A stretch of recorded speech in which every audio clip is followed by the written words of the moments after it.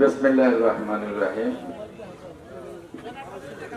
মহান মে দিবস উপলক্ষে আয়োজিত বাসাইল উপজেলা শ্রমিক ফেডারেশনের উদ্যোগে এই আন্তর্জাতিক দিবসটি পালনের জন্য আজকে নানা কর্মসূচি গ্রহণ করা হয়েছে। সেই কর্মসূচির অংশ হিসেবেই আজকের এই শ্রমিক সমাবেশের সম্মানিত সভাপতি, উপস্থিত বাসাইলের সম্মানিত নির্বাহী কর্মকর্তা, বাসাইল সখীপুরের সার্কেল এসপি সাহেব, বিএনপির সকল পর্যায়ের নেতৃবৃন্দ, 19টি শ্রমিক সংগঠনের সভাপতি সহ সেক্রেটারি সহ সকল পর্যায়ের কর্মকর্তা বৃন্দ, আমার প্রিয় এবং সম্মানিত শ্রমিক ভাইয়েরা, সুধী মণ্ডলী, প্রিয় বাসাইলবাসী, আসসালামু আলাইকুম। আজকে এইখানে আমি দেখেছি অনেক শ্রমিক ভাইয়েরা দাঁড়িয়েছিলেন। আর কিছু চেয়ার থাকলে তাদের কষ্ট হতো না এবং অনেকে দাঁড়িয়ে থাকতে থাকতে ক্লান্ত হয়ে নানা দিকে চলেও গেছেন। আয়োজকরা যদি আর কয়েকশো চেয়ারের ব্যবস্থা করতেন তাহলে এই জায়গাটা একেবারে পুরো ভরে যেত, শ্রমিক ভাইরা বসতে পারতেন। আমি দুঃখ প্রকাশ করছি যে আমার শ্রমিক ভাইরা দাঁড়িয়ে আছেন, কেউ কেউ দাঁড়িয়ে থেকে ক্লান্ত হয়ে আশপাশে চলে গেছেন। আমি দুঃখ প্রকাশ করছি। প্রিয় শ্রমিক ভাইরা, বছরের এই একটা দিন আমরা আপনাদের দাবি দাওয়া নিয়ে কথা বলে থাকি, আপনাদের সম্মানে এই দিবসটি পালন করে থাকি। আমি অনেক বছর এই দিবসে আপনাদের কাছে এসেছি, মাঝখানে যদিও কয়েকটা বছর আসতে পারিনি।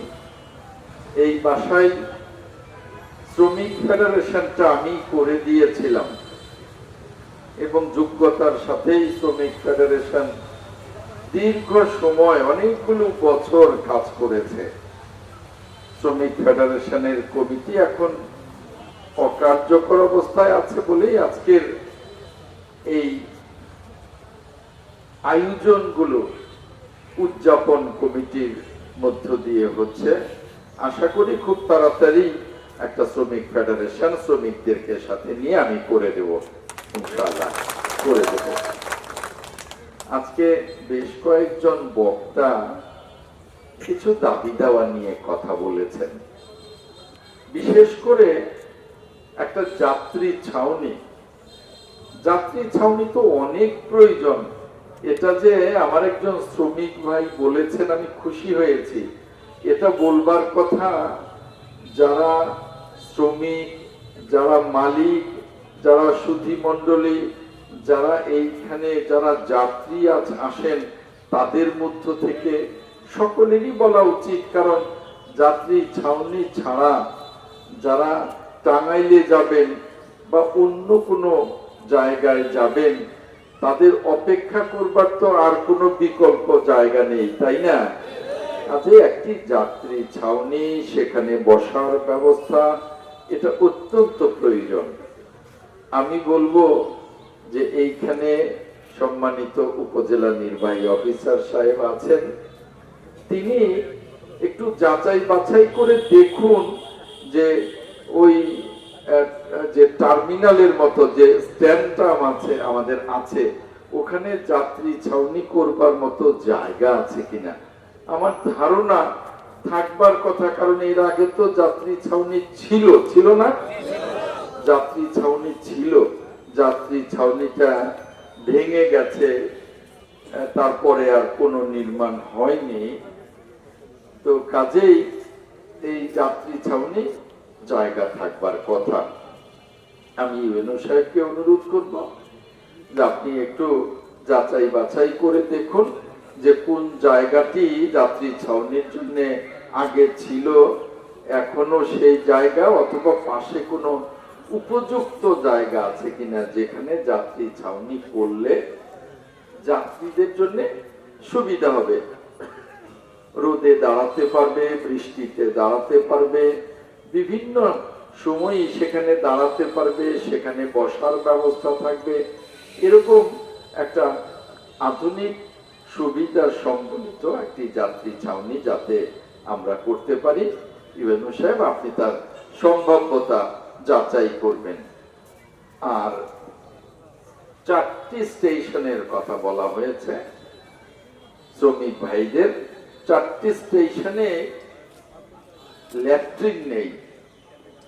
এই ল্যাট্রিনটা এখনকার সভ্য সমাজে অতি প্রয়োজনীয় একটা জিনিস, তাই না? অতি প্রয়োজনীয় একটা জিনিস। আমরা ছোটবেলায় শুনতাম যে আমাদের পূর্ববর্তী বংশধরেরা কোথাও ছেলে বিয়ে করাতে গেলে অথবা মেয়ে বিয়ে দিতে গেলে ওই বাড়ি আত্মীয়র মানে ভবিষ্যৎ আত্মীয়র বাড়িটি আগে দেখতেন যে দুটো জিনিস ঠিক মতো আছে কিনা। একটা হলো বাউন্ডারি ওয়াল, অর্থাৎ আগে বলতো হাউলি বেড়া, হাউলি বেড়াটা ঠিক মতো আছে কিনা, আমার মেয়েটাকে যে এখানে বিয়ে দেব সে যেন সেখানে আব্রু মেনটেন করে থাকতে পারি। বাউন্ডারি ওয়াল না থাকলে, অর্থাৎ হাউলি বেড়া না থাকলে তো বাইরের মানুষ দেখবে। এটা দেখতেন যে হাউলি বেড়া আছে কিনা, তাহলেই ভদ্রলোক তারা, তাহলে এখানে সম্বন্ধ করা যায়, সম্পর্ক করা যায়। আর একটা দেখতেন যে এখানে ঠিক মতো আধুনিক ল্যাট্রিন আছে কিনা। এই জিনিসটি দেখতেন যে ল্যাট্রিন না থাকলে এটাই সবচেয়ে প্রয়োজনীয় জিনিস, তাহলে তো হবে না। এটা আমরা আগে দেখতাম। তো কাজেই শ্রমিক ভাইয়েরা যে ল্যাট্রিনের কথা বলেছেন, 4টা ল্যাট্রিন, এই 4টা স্টেশনে ল্যাট্রিন করবার মতো জায়গা আছে কিনা, এই জায়গাটা শ্রমিক ভাইরা আপনারা দেবেন। আমি আপনাদেরকে বলছি, আমি আপনাদেরকে 4টা ল্যাট্রিনের ব্যবস্থা করে দেবো ইনশাআল্লাহ। আমার ইউএনও সাহেব আমার পাশে আছেন, উনি শুনছেন। আপনারা জায়গা দেবেন, আমি ব্যবস্থা করে দেব। এরপরেও আপনাদের যে সমস্যাগুলো আছে পর্যায়ক্রমে আপনাদের সমস্যাগুলো সমাধানের চেষ্টা করব। আমাদের ইউএনও সাহেব একটা কথা বলেছেন, খুব চমৎকার কথা বলেছেন, যে আপনারা তো আমাকে ভোট দিয়েছেন, সারা বাসাইলবাসী, সারা সখীপুরবাসী, আপনারা তো আমাকে ভোট দিয়েছেন। কেন দিয়েছেন? আপনাদের কাজ করবার জন্য। আপনাদের কাজে যদি করে দিতে না পারলাম তাহলে তো আপনাদের ভোট দেওয়াটা অর্থহীন হয়ে গেল, তাই না? অতএব আমি ইনশাল্লাহ আগামী 5টি বছর আপনাদের সকল কাজগুলো করে দেব। আমি আপনাদের অনেক নির্বাচনী সভায় বলেছি, আমাকে যদি আপনারা ভোট দিয়ে নির্বাচিত করেন, আমি এমপি হলে, আমি মন্ত্রী হলে আমি শাসক হব না, আমি আপনাদের সেবক হব। তো সেবক হতে হলে আপনাদের কাজগুলো তো, আপনাদের সেবাগুলো তো ঠিক মতো দিতে হবে, নইলে সেবক হবে কি করে, তাই না? কাজে আপনাদের সেবক হতে চাই, আপনাদের কাজগুলো করতে চাই, পর্যায়ক্রমে আপনাদের কাজগুলো করে দেব। এবং